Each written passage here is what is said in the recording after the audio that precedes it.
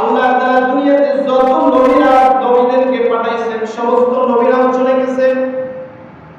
আল্লাহর এক জবরদস্ত নবী পয়গম্বর হযরত মূসা আলাইহিস সালাতু ওয়াস সালাম, মূসা আলাইহিস সালাতু ওয়াস সালামের যখন মৃত্যুর সময় আসলো, আজরাইল মূসা আলাইহিস সালাতু ওয়াস সালামের কাছে আসলেন। আয়েশা বলতেছেন, আল্লাহর নবী মূসা, আপনার মৃত্যুর সময় হয়ে গেছে, দুনিয়াতে থাকার মতো সুযোগ আর আপনার নাই, আপনি প্রস্তুত হয়ে যান মৃত্যুবরণ করার জন্য। আজরাইল দূর থেকে বড় বড় চোখ করে তাকায় আছে। মূসা আলাইহিস সালাম বললেন, কাছে আসো। কাছে আসার পরে আজরাইলকে জিজ্ঞাসা করলেন, আমাকে কি একটু সুযোগ দেওয়া যায়, একটু সময় দেওয়া যায়? আজরাইল বলেন, না, যখন সময় হয়ে যাবে তখন কারোর জন্য এক সেকেন্ড দেরি করা হবে না। মূসা আলাইহিস সালাম আজরাইলকে জিজ্ঞাসা করলেন যে তুমি আমার জানটা কোন দিক থেকে বের করবা? আজরাইল বললেন, আপনার জানকে আমি আপনার চোখ দিয়ে বের করব। মূসা আলাইহিস সালাম বললেন, কিভাবে বের করবা? আমি তো আমার চোখ দ্বারা তাওরাত কিতাব পড়ি। তাহলে তুমি কোন দিক থেকে বের করবা বলো দেখি। এবার আজরাইল বলে, আমি আপনার জানকে আপনার মুখ দ্বারা বের করব। মূসা আলাইহিস সালাম বললেন, কিভাবে বের করবা? আমি তো আমার মুখ দ্বারা তাওরাত কিতাব পড়ি। এরপরে আজরাইল বললেন, তাহলে আপনার পা দ্বারা বের করব। এবার মূসা আলাইহিস সালাম বললেন, আমি তো এই পা দ্বারা আল্লাহর কাছে যাই, আল্লাহর দাওয়াত আমি দুনিয়ার জমিনে করি, এই পা দ্বারা কিভাবে বের করবা? একে একে মূসা আলাইহিস সালাম আজরাইলের সমস্ত রাস্তায় বন্ধ করে দিলেন। এরপরে আজরাইল মেজাজটা একটু গরম হয়ে গেছে। আজরাইল বলতেছে, আমি যেভাবে পারি সেভাবে বের করব। রাগের মাথায় বলছে, আমি যেভাবে পারি সেভাবে পারি। এই আজরাইলের রাগ দেখে মূসা আলাইহিস সালাম তো কম রাগী না, তিনি ছিলেন জালালি তবিয়তের একজন নবী। কোনো কিছু হইতে না হইতে চট করে রাগ হইত। এমন রাগ, ফেরাউনের এক মুখকে তো এক থাপ্পড় মেরে জীবন শেষ করে দিয়েছে। থাপ্পড় একটা মারছে, এক থাপ্পড়ে কি হয়েছে, কইরার সাথে সাথে মারা গেছে। তিনি ছিলেন জালালি তবিয়তের মানুষ, তার প্রচন্ড রাগ ছিল। আজরাইলের রাগ থেকে তার শরীর গরম হয়ে গেছে।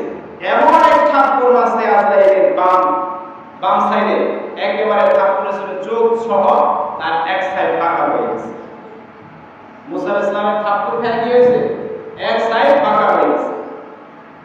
এবার আজরাইল আল্লাহ তাআলার কাছে গিয়ে বলেন, আল্লাহ এমন এক বান্দার কাছে আমাকে জান আনার জন্য, জান কবজ করার জন্য পাঠাইছো। জান কবজ করতে গিয়ে আমার জানি প্রায় চলে গিয়েছিল, আমি আর যাব না। এর কাছে যাওয়া আমার দ্বারা সম্ভব। আজরাইল তখন আল্লাহ তাআলার কাছে বলছিলেন, আল্লাহ এই জান কবজ করার দায়িত্ব আমি নিব। আল্লাহ তুমি এই দায়িত্বটা অন্য কাউকে দিয়ে দাও।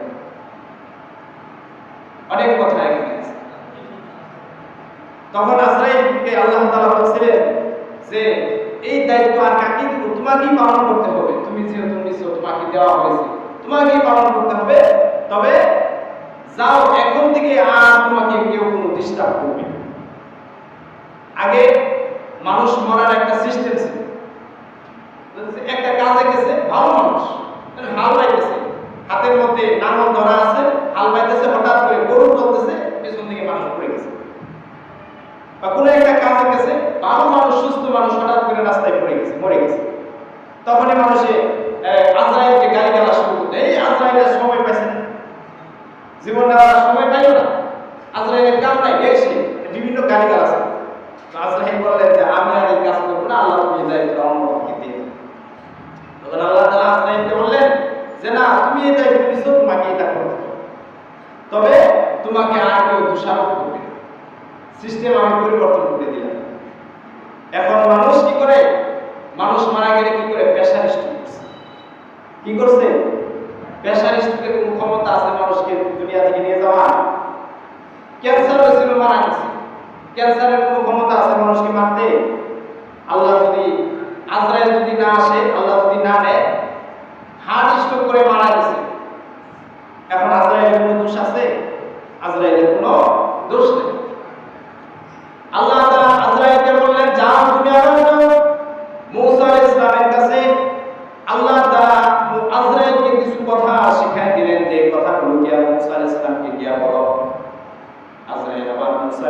কাছে আসলেন, আসার পরে বলতেছেন, আল্লাহর নবী মুসা, আপনি দুনিয়াতে কতদিন বাঁচতে চান? মুসা আলাইহিস সালাম বললেন, তুমি আমাকে কতদিন হায়াত দিতে পারবা? এবার আজরাইল মুসা আলাইহিস সালামকে বলেন, আল্লাহর নবী মুসা, আপনি আপনার ডান হাতখানা একটা গাভীর পিঠের উপর রাখেন। কিসের পিঠের উপর? একটা গাভীর পিঠের উপর রাখেন। আপনার হাতের নিচে গাভীর পিঠের যতগুলো প্রসঙ্গ করবে তত দীর্ঘ হায়াত আপনাকে আল্লাহ তাআলা দিয়ে দিয়েছে, তত লম্বা হায়াত আপনার জন্য মঞ্জুর হয়ে গেছে। এবার মুসা আলাইহিস সালাম আজরাইলকে বলেন, আজরাইল, এবার বলো দেখি, এই যে এত দীর্ঘ হায়াত পাওয়ার পরে কি আমাকে মরতে হবে নাকি নাকি আপনি দুনিয়াতে থাকতে পারবেন? এবার আজরাইল মুসা আলাইহিস সালামকে বলে, আল্লাহর নবী মুসা, আপনি পয়গম্বর, আল্লাহর নবী, আপনি তো সব কিছু জানেন, এত দীর্ঘ হায়াত পাওয়ার পরেও আপনাকে একদিন না একদিন দুনিয়া থেকে বিদায় হইতেই হবে, দুনিয়া থেকে বিদায় হইতেই হবে। এবার মুসা আলাইহিস সালাম বলেন, এত লম্বা হায়াত পাওয়ার পরেও যদি আমি দুনিয়াতে থাকতে না পারি, তাহলে এখন থেকে আমার কি লাভ হবে? এখনই নিয়ে যাও। তখন আজরাইল আলাইহিস সালাম অতি সহজে মুসা আলাইহিস সালামের জান কবজ করে নিয়ে চলে গেলেন, কোনো সমস্যা হলো না।